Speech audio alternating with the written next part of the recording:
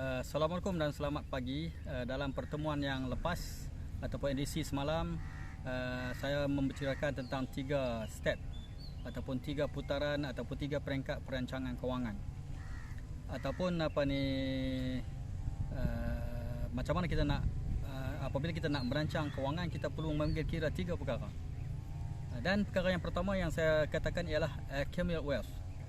Dalam siri yang lepas saya menceritakan bagaimana kepentingan memiliki kekayaan. Sebenarnya di dalam merancang kewangan ni, kebanyakan kita berfikir nak mengumpul dana. Cuma kita tak pernah menentukan berapa banyak dana tersebut yang kita perlukan. So bagaimana kita nak cuba menilai berapakah dana yang sebenarnya kita perlukan? Maka kita kena buat calculation. Tujuan kita membuat pelaburan, kita membuat kerja, buat bisnes part time, kita menyimpan emas, kita melabur di SB ataupun kita melabur di bursa saham, ataupun kita ambil share dalam bisnes dengan kawan dan sebagainya. Semua aktiviti ni, ataupun ada orang lain menulis buku untuk dapat royalty, ataupun membuat modul dan dapat membuat modul, membuat apa saja production, dan dia nak dapatkan income daripada aktiviti tersebut. So sebelum kita membuat pelbagai aktiviti, perkara penting adalah kita mesti menentukan matlamat. Saya pernah bertanya, apa matlamat hidup anda? Dan ada orang bercakap matlamat dia adalah untuk mencari kekayaan. Ya, ada yang mengatakan saya matlamat hidup kita nak masuk syurga. Ada yang mengatakan matlamat saya hendak bahagia, hendak ada macam-macam. Sebenarnya statement itu ada terlalu umum.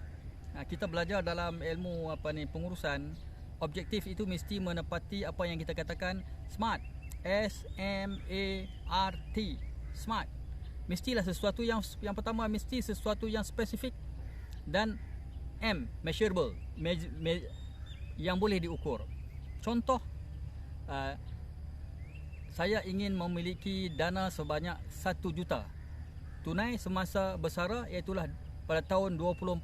Contohnya 18 tahun daripada sekarang. Itu maksudnya satu objektif yang spesifik, yang kita tentukan angkanya, tempohnya, time frame-nya, dan kita boleh ukur.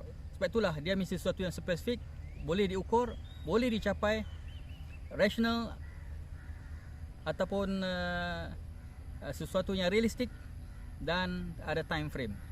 S, sesuatu yang spesifik. M, sesuatu yang boleh measure, yang kita boleh ukur dalam bentuk angka dan tempoh.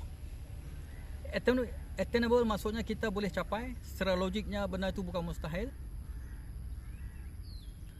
Dan keperluan tersebut adalah keperluan yang realistik. Memang kita perlu dengan angka tersebut dan ada time frame. Okey, katakan kita nak bersara lagi 20 tahun. Anda berumur sekarang 30 tahun, lagi 20 tahun, umur 50 tahun. 50 tahun adalah daripada sekarang kalau 2022 lagi umur 50 tahun, anda umur sekarang 30 tahun, umur 50 tahun anda lagi 20 tahun. Maknanya 2042.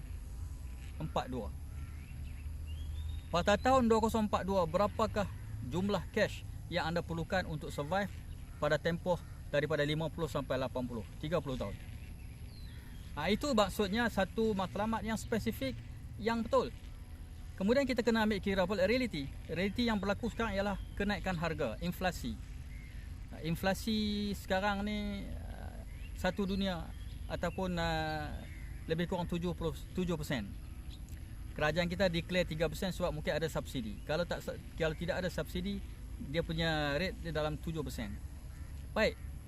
Macam mana cara untuk mengira nilai masa depan, ataupun hari ini di dalam kalkulator dia namakan time value of money, TVM. TVM, time value of money. Di dalam kalkulator time value of money, kita tak boleh mengatakan dia satu benda yang perfect, tetapi boleh jadikan sandaran. Contoh, kita kata sekarang anda perlukan 4,000 sebulan. Kita ambil saja 4,000 sebulan.